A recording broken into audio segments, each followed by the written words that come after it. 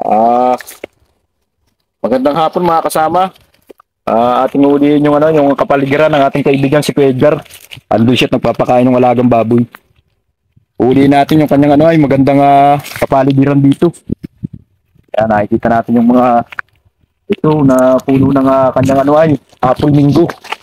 Yan, tingnan nyo yung mga bunga. Nagagandahan mga bunga. Ito yung kanyang ay maliit na taniman ng ay ng dragon fruits. Nakasalukuyan lang hindi pa nga nagbubunga. Yan, uliin natin. Hindi talagang maganda na siya. Ilagyan siya ng gulong. Oops, meron dito napasin tayong nagkalat din ng itlog. Itlog ng manok na mga native. Ayan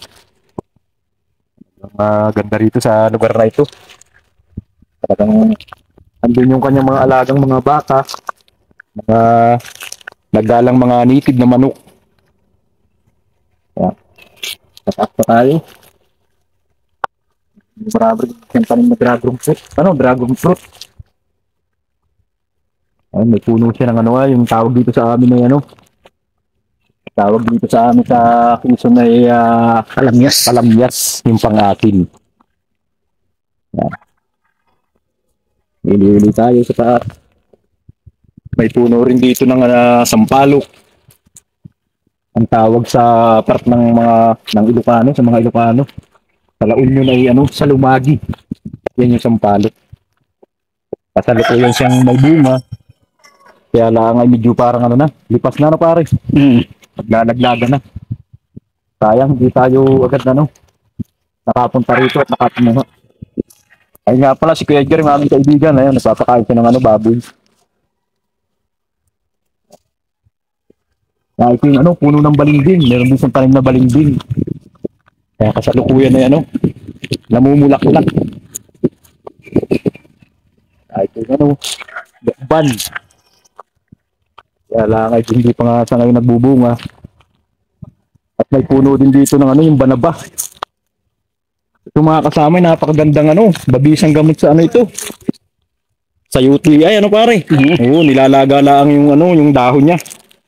Yung mga magugulang na dahon bago iinumin. Doon pa sa dulo ay may puno din dito ng kulong-kulong ng kulong, pare, kulong-kulong. Isang magandang pangasin. Pangasin sa mga siligang. Yan, nilalaan natin bunga pero baka tayo ay makakuha. Meron pare. Susungkit tayo ng isa para kung sino man ng siguro sa ibang lugar ang kilala din ito. Dalawa, ang daming bunga pala niya. Yan. Papakita natin sa kanila yung yung pinakambunga niya.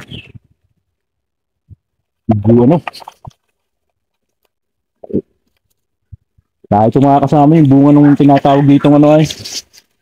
Ayan tinatawag dito kulong-kulong kaya lang ay medyo maligha. Pangasin. Napakagandang pangasin yan. Ayan yung may puno din siya ng yung liputi.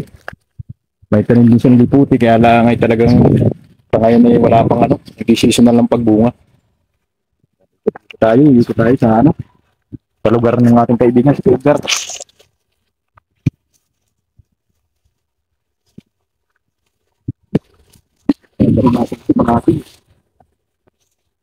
Ang tawag sa iba niyan ay dayap. Dayap. Dayap ang tawag dito. Ikala nga.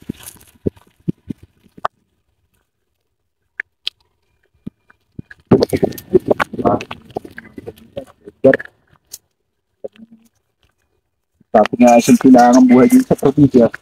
Kaya lang ay talagang mas maganda ritong manirahan. Bagat tayo. At makakakuha ka ng mga mga kulay. Ayan, yung mga tanim niyang kamuti. Pare, may bunga yung ubas. May bunga ito. Ubas. Ay, may tanim din pala siyang ubas. Ayan. Ang variety niyan ay Red Cardinal. Wow, yun. Anong variety nito pare? Red Cardinal. Red Cardinal. Ayan, medyo maliliit pala siya. Hanggang sa ubas ay napapatubo ni Kuya Edgar. Talagang malamig ang kanyang kamay. Sa larangan ng pagtatanim. Ayan kahit ganitong panahon ay may tag-init. Pero siya ay talagang mga buhay pa rin. Ito. Eh, meron pa rin itong ano, bunga pa yung isa pare, ano. Oh. Yan, kita-kita yung mga kasama talagang kahit tag-init siya, talagang ano, bumubunga pa rin siya, ano. Maganda talagang ano malamig ng kamay ni Kuya Edgar. Yan, meron din siyang ano papaya. Yung medyo ano, malaking na rin papaya siya. Malalaki na rin. Ba tayo. Yung kanyang bahay. Ano bang tawag dito pare sa ganitong halaman? May tawag Ang dito. haba yung, yung sa ginagawa ng shampoo, ano nga ba ang Oo, tawag dyan? ginagawang shampoo ito. Hindi lang natin na maisip kung limot na tayo kung anong pangalan yan. Oliba. Andun yung nagsisilbing pinakang paramihan niya ng ano ng mga manok. Kung saan doon sila nangingitlog para ano mas malaki yung kanilang galaan. Hindi sila maistorbo. Ayan, lugar na yun. Hindi na lang natin na malapitan. Hindi tayo iikot at medyo ano. Tagal na rin siguro kaya medyo nakikira na. Ating source na pinakang tubig ni Edgar ka ng tubig. Talagang napakaganda dito mga guys sa ano sa lugar na ito tahimik. Ay yung ano yung mga tanim na wild berry na sinatawag pili natin ng mga lapitan at lalapitan natin. Dahil sa siyang ano sabi atin ko yung palayan ni Kuya Edgar. Palayan. Panak na nga ngayon. Wala pang ano, seasonal na nga pagtatanim ng palayan dahil ano ay panahon ng tag-init. Ito naman yung lugar na ano ay hanggang meron siyang alaga dito yung pato.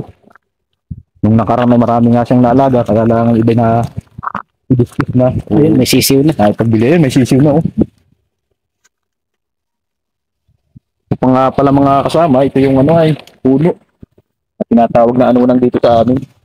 Ito ay napakagandang lunas, gamot sa mga bagong anak na nababaynat.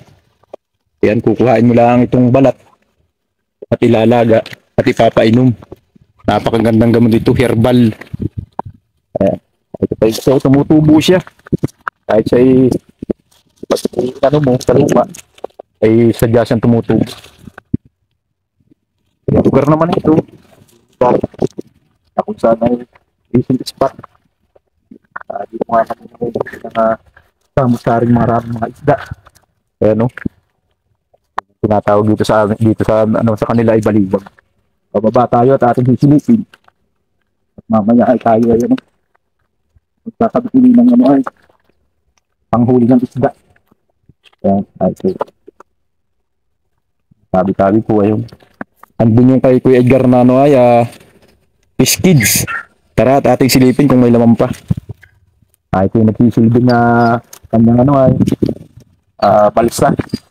Ay yung kanyang ginamit ay 4 na kawayan lang. Pero talagang ano okay na okay ang ginagamit dahil nagamit na ni Kuya Edgar yan. Kaya tayo sa taas para silipin naman natin yung kanyang fish kids. Kaya tayo makabaybay. Ito nga pala mga kasama isang ano, magsisilbing tulong naman kanyang mga manok na native. Puno ng istarapon. Yung parang seasonal ay maraming nagbunga.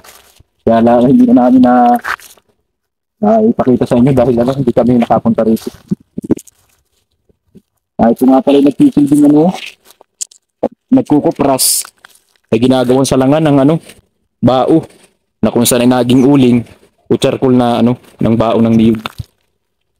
Na ito yung ano, pinakang lukaran. Na kung saan ay dito naman na nilalagay yung ano, pinaharbis na mga niyog. Ito yung ano, tatanong Edgar na mga niyog pa. Kaya napakadami yung ano, ilang buwan na Sir Apple o Ayumito ang tawag sa iba. Ayan, natin silipin yung 15. May damang ka. Yan, mga pare.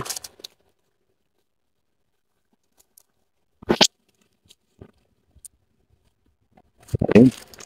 Medyo marami pa rin yung isda. Nasa talo ko yan. Medyo mababa na lang din yung tubig na ano. Aming wit ano, spot ng ano, panghulihan ng isda. Ayun, lalakad na tayo.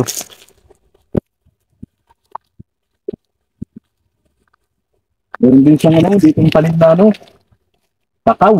Ayan, natin isilipin pa rin na pupas sa kakao. Talagang napakayaman pa dito ng ano, mga, ang dami pang mga prutas. Ito. May bunga pare, oh. Ito. Ito, meron pala sa baba, eh. Mga hinog na.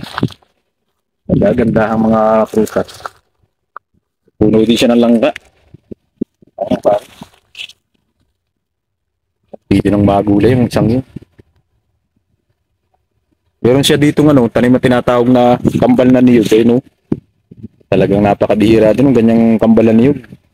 Siguro nung itinanim niya na yan, ay magkalapit. Yan ang tatlo. Yun, ang daming puno ng ano, bunga ng Indian Minggo. Ito nga pala si Kuya Edgar, ano? Nag-aigib siya ng tubig, eh. Muna ng tubig? Pinadala niya rin. Meron nga pala dito si Kuya Edgar na, ano, yung ano, kaya ito yung tawag na insulin plan, ano? Insulin. Ito yung napakagandang ano ay pang-antay ano, diabetes. Yung pampababa ng ano, sugar sa ating mga katawan. Yan medyo ano, ito yung kinakain lang. Nangatain mo lang at talaga napakadisari. Ay, mag-try ka pare, talagang ano, titisig tayong mga ayin. Okay, medyo ang lasa yan ay. Masin-masin. Pinakain ng baka. Yan, yung kain ng baka. Lalo nilambot na ako na. Pagka minsan ay nakakuwala ko dito na pag ako'y nakakumahina kumain. Pag ako'y kailangan talaga maasin din eh. Maganda ito may asin. Ay, maganda nga. Kung bataan sa ugal, Yung ano, yung isan. Yan, isan, kakain yan. Dapat may Mga asin. kasama talagang napakabisang ano. Panguntra sa ano, yung pambaba ng ano, sugar sa ating katawan. Ay, napaka-character ba na si Edgar na ito? Insulin. Masarap. Meron siya din dito yung tanim na ano, ito yung kuya, ano, miracle fruit. Oo. Miracle fruit, ito. Oh. Maliit pa lang siya, pero pag ito'y bumunga, malaki. Gamot din ito, parang pakwan. Ilalaga ang bunga niya. Ayun, nalagat. Ning. Katin mo lang yung mga